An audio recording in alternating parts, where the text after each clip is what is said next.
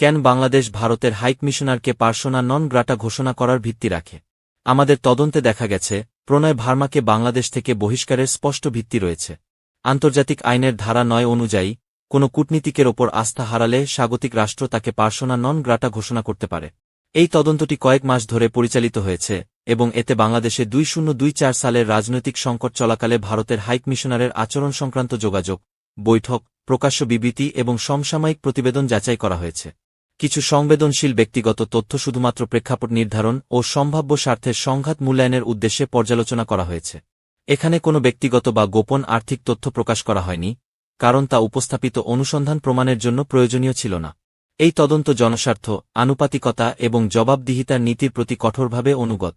বাংলাদেশের আন্তর্জাতিক অপরাধ ট্রাইব্যুনাল আইসিটি সাবেক স্বরাষ্ট্রমন্ত্রী আসাদুজ্জামান খান কামাল এবং সাবেক প্রধানমন্ত্রী শেখ হাসিনাকে মানবতাবিরোধী অপরাধে, বিশেষত হত্যার দায়ে দোষী সাব্যস্ত করেছে। একাধিক অভিযোগের মধ্যে কামালকে মানবতাবিরোধী অপরাধে দোষী সাব্যস্ত করা হয় তার প্ররোচনা এবং দায়িত্ব পালনে ব্যর্থতার কারণে। তার ঈর্ধ্বতন শেখ হাসিনাকে মৃত্যুদণ্ড দেওয়া হয়েছে। অভিযোগ নম্বর 5 অনুযায়ী শেখ হাসিনা ও কামালের বিরুদ্ধে আশুলিয়ায় 6 জন ছাত্র বিক্ষোভকারীকে গুলি করার অভিযোগ আনা হয়, যাদের মধ্যে 5 জনকে মৃত্যুর পর পুড়িয়ে ফেলা হয় এবং 6 জনকে জীবিত অবস্থায় আগুনে পুড়িয়ে মারা হয়। এই রায়গুলো রাজনৈতিক সহিংসতার জন্য জবাবদিহি প্রতিষ্ঠার ক্ষেত্রে দেশের ইতিহাসে একটি গুরুত্বপূর্ণ মাইলফলক। একই সঙ্গে সংকটকালে বিদেশি কূটনীতিকদের ভূমিকার দিকেও আলোকপাত করেছে। ভারতের হাইকমিশনারের আচরণ। এই পত্রিকার তদন্ত, যা একাধিক স্বাধীন সূত্র দ্বারা সমর্থিত, নিম্নলিখিত যাচাইকৃত তথ্য প্রতিষ্ঠা করেছে।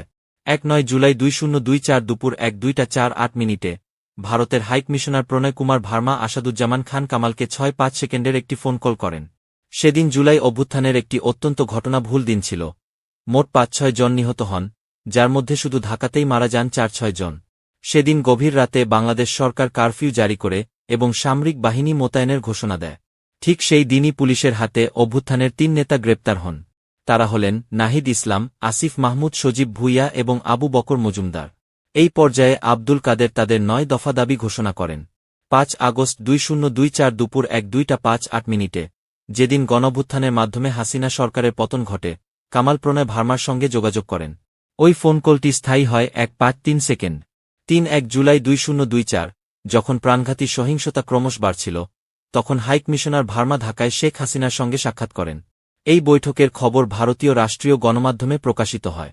বৈঠকের পর ডিডি নিউজ সহ ভারতীয় গণমাধ্যমগুলো প্রণয় ভার্মার উদ্ধৃতি দিয়ে জানায় যে তিনি ধীরে ধীরে স্বাভাবিক অবস্থা ফিরে আসছে বলে স্বাগত জানিয়েছেন এবং বাংলাদেশের স্থিতিশীলতা ও উন্নয়নের প্রতি ভারতের সমর্থন পুনর্ব্যক্ত করেছেন।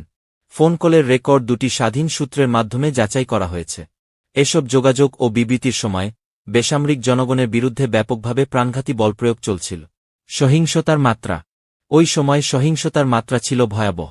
জাতিসংঘের মানবাধিকার বিষয়ক হাইকমিশনারের কার্যালয় ওহছড়ো অনুযায়ী 2024 সালের 1 জুলাই থেকে 1-5 আগস্টের মধ্যে প্রায় 1,400 মানুষ নিহত হন এবং আরও হাজারো মানুষ আহত হন। প্রতিবেদনটি আরও জানায়, নিহতদের বিশাল সংখ্যাগরিষ্ঠ অংশ নিরাপত্তা বাহিনীর ব্যবহৃত আগ্নেয়াস্ত্রের কারণে মারা যান এবং নিহতদের মধ্যে প্রায় 3% ছিল শিশু। প্রতিবেদনটি উপসংহারে বলেছে, এই ঘটনাগুলো গুরুতর মানবাধিকার লঙ্ঘন ও মানবতাবিরোধী অপরাধের সঙ্গে সামঞ্জস্যপূর্ণ ধরন প্রদর্শন করে। এই প্রেক্ষাপট অত্যন্ত গুরুত্বপূর্ণ। হাইকমিশনারের যোগাযোগ, বৈঠক এবং প্রকাশ্য বিবৃতিগুলো ঘটেছে এমন এক সময়ে যখন আন্তর্জাতিকভাবে নথিভুক্ত প্রাণঘাতী দমন অভিযান চলছিল। জ্ঞান ও কূটনৈতিক দায়িত্ব। কূটনৈতিক চর্চায় স্বীকৃত যে গণহত্যা বা ব্যাপক সহিংসতার সময়ে উচ্চপর্যায়ের সম্পৃক্ততা খুব কমই নিরপেক্ষ হিসেবে বিবেচিত হয়। জ্যেষ্ঠ দূতদের বৈঠক, ব্যক্তিগত যোগাযোগ এবং প্রকাশ্য বিবৃতি রাষ্ট্রীয় কর্তৃপক্ষ ও নিরাপত্তা বাহিনীর কাছে আন্তর্জাতিক নজরদারি ও সহনশীলতা সম্পর্কে বার্তা হিসেবে কাজ করে। এই প্রেক্ষাপটে কোনো ধরনের প্রকাশ্য শর্ত, উদ্বেগ বা আপত্তি ছাড়াই যোগাযোগ অব্যাহত রাখা সহজেই চলমান আচরণের প্রতি নীরব সমর্থন হিসেবে ব্যাখ্যা হতে পারে। এই ঝুঁকি ছিল পূর্বানুমে। এই ঝুঁকি আরও বেড়ে যায় যখন প্রাণঘাতী দমন চলমান থাকা সত্ত্বেও পরিস্থিতিকে স্বাভাবিকতায় ফেরা হিসেবে উপস্থাপন করা হয়।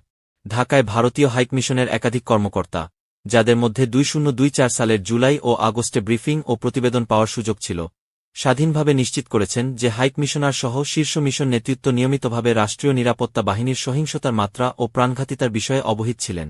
এই কর্মকর্তাদের মতে আন্তর্জাতিক সংস্থা, স্থানীয় নাগরিক সমাজ এবং কূটনৈতিক অংশীদারদের কাছ থেকে পাওয়া তথ্য নিয়মিতভাবে মিশনের ভেতরে প্রচারিত হচ্ছিল।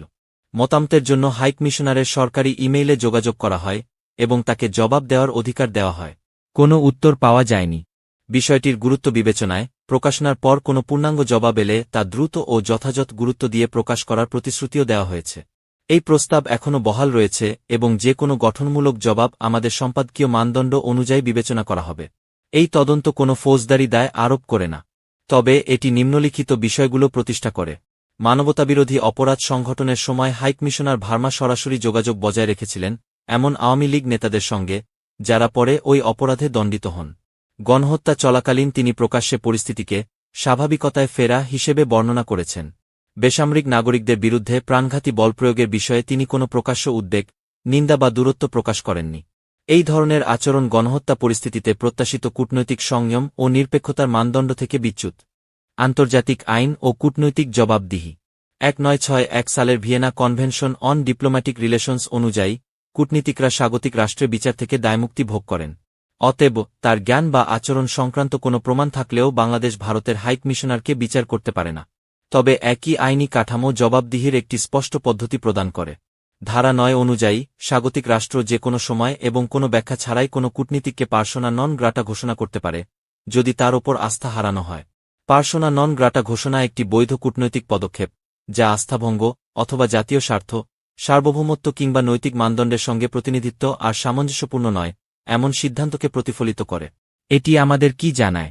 যোগাযোগ, বৈঠক, প্রকাশ্য বিবৃতি এবং একই সময়ে সংঘটিত নথিভুক্ত নৃশংসতার যাচাইকৃত সময়রেখার ভিত্তিতে এই তদন্তের উপসংহার হল, মানবতাবিরোধী অপরাধ চলাকালে প্রত্যাশিত কূটনৈতিক দায়িত্ববোধের মানদণ্ড ভারতের হাইকমিশনারের আচরণ ক্ষুণ্ণ করেছে। বাংলাদেশ নিজ দেশের নেতাদের গণসহিংসতার জন্য জবাবদিহির আওতায় আনতে পদক্ষেপ নিয়েছে। এখন প্রশ্ন হল, একই সময়ে মানবতাবিরোধী অপরাধে লিপ্ত একটি শাসন ব্যবস্থাকে প্রকাশ্যে বৈধতা দিতে ভূমিকা রাখা আন্তর্জাতিক প্রতিনিধিদের ক্ষেত্রেও কি একই নৈতিক মানদণ্ড প্রযোজ্য হওয়া উচিত নয়? ভারতের হাইকমিশনারকে পার্সোনা নন গ্রাটা ঘোষণা করা হবে একটি বৈধ, আনুপাতিক এবং আন্তর্জাতিকভাবে স্বীকৃত প্রতিক্রিয়া, যা কূটনৈতিক আস্থার স্পষ্ট ক্ষয়কে প্রতিফলিত করে।